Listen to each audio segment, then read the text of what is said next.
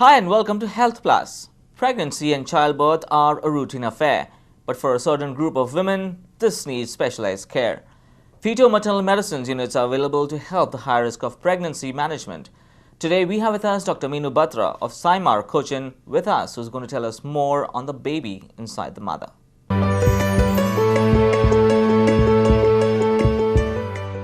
Doctor, welcome to Health Plus. Today's topic of discussion is baby inside. Can you tell us more on that?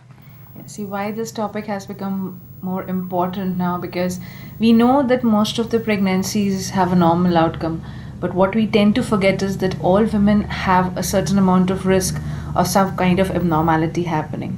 Now these are what we call as high risk conditions, and it can be related to the mother. Say the mother gets high BP, mother develops sugar during pregnancy.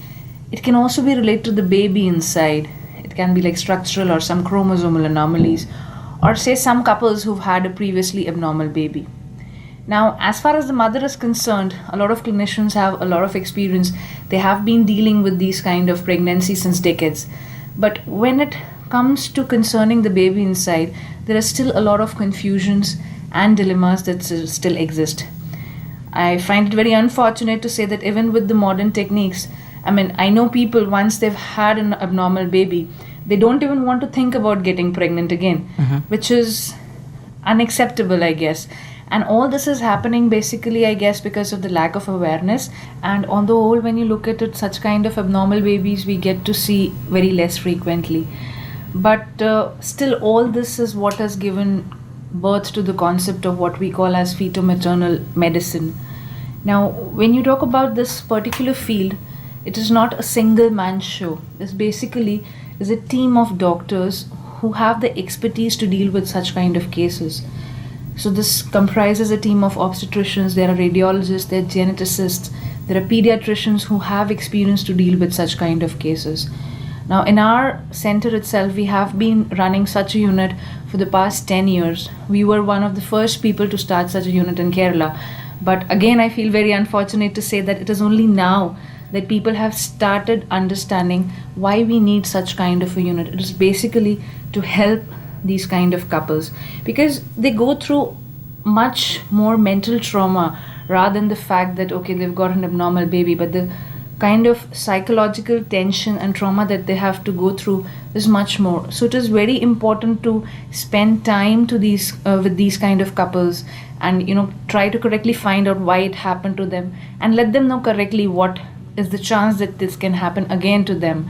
So this would give them that confidence to probably get pregnant again, or to probably have a hope that okay, I can have a normal baby even if the previous one was abnormal. So a dedicated unit, I think, is a need which every hospital should have today. Can you throw light on the factors or the main reasons why a child is born abnormal? See, there can be a lot of reasons. I'll just go through the main ones. It can be something to do with the genetics, the way our chromosomes are there in the body. It can happen if the mother has got some kind of an infection, or it can be just a mere accident. Now, when it is concerning the second two parts, that is when the mother has got an infection or as an accident, when the egg or the sperm are fusing, there's some kind of abnormality that has happened, then we know that the chance of this happening again is very less. But if it is something concerning with the genetics, then we properly need to evaluate. We need to do a lot of tests depending on what condition the baby is having, to find out whether actually that condition is what with which the baby is suffering. For example, I'll give you a very small example of mental retardation. There are a lot of babies who suffer with mental retardation, and there are a lot of couples who come with us telling us that our baby is having mental retardation. He's behind the rest of the kids in his class or her class, but we just want to know, now I'm planning my next pregnancy, I want to know what is my chance that again I'll have such kind of a baby. So even though we see it so commonly, what we tend to forget is that there are so many reasons because of which it can happen. It can happen probably, she must have delivered normally, it would have taken more time to deliver, or some kind of instruments might have been used, because of which some kind of trauma must have happened and mental retardation must have happened. Very importantly is the chromosomal cause, which I think a lot of us are not looking at it.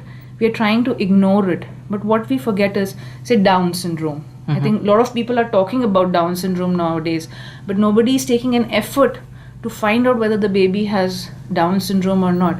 Because a lot of people are still not aware of the fact that this is one very important reason of mental retardation, which is preventable. We can prevent the birth of such kind of babies, and then there can be mental retardation because of so many other causes. So what I'm trying to say is that even a small reason like mental retardation, it's, very commonly you see, okay, my baby's having mental retardation, but then saying that baby is having mental retardation, and you cannot justify yourself by simply telling them that, okay, this baby is having mental retardation, probably the next one would not have it. You need to evaluate those babies and find out, and then only you are justified in telling them that, okay, this is your risk. And one of the most preventable causes in which you can easily prevent is, I think, Down syndrome. We have screening available. We can find out what is the risk of the couple to have a baby with Down syndrome. If the risk is high, we can offer them tests which can 100% confirm whether the baby is going to have Down syndrome or not. So that is going to relieve a lot of mental tension, I think, from your minds. So doctor, you're saying if the risk is more high to have another baby mentally challenged, if the previous episodes or history, the couple already had a mentally challenge, would the risk be more? See, as such, if you're talking only about mentally challenged, then again I said it would depend on, what exactly is the disease that has led to mental deficiency in the child. But as far as Down's is concerned, yes, we can do that. Because for Down syndrome, what is also called, I think layman would know it more commonly as Mongolism, the babies look more like Chinese babies.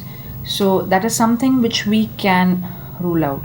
So what we are trying to implement now is, every woman, whether she's a 25-year-old or whether she's a 35-year-old, they have to go through a screening during the 3rd month of pregnancy. That screening involves a blood test and plus an ultrasound scan, and based on that we find out the risk that the mother's baby is having to have a Down syndrome. Now, once you know that the risk is high, we offer them another test which would help us to 100% confirm whether that baby is having Downs or not. Now, we would not like to do this 100% confirmatory tests on all the mothers.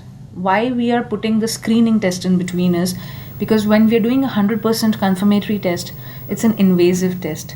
We have to put a needle inside the mother, and there's a very small risk of abortion. So even this, the risk of abortion is small, as I said, but then still we don't want every mother to go through that risk. We want them to go through it only when it is required. That is, once the screening is positive. Then another instance probably they would require it is if they've already had a previous baby with Down syndrome. See, why it becomes so important for us to confirm whether the baby is having Down syndrome or not, because as such, if you look only at Downs, it is not, there are 3 different types of Downs that can happen. All have got different chances. For example, if there's a particular type A, the chance that the baby they would have such a baby again would be very less. It's almost like an accident that happened to them won't happen to them the next time. Whereas if there's another type of Downs in which it is coming from the parents, because of some genetic defect in the parents, it is coming to the baby. In those kind of cases, the risk is higher. And then the risk would vary depending on whether the genetic abnormality the baby is getting from the mother or from the father. So considering Downs itself, it becomes so complicated. But at least, you have one preventable cause. I think that's something which each mother should go through during her pregnancy. The screening test at the 3rd month, which is very important.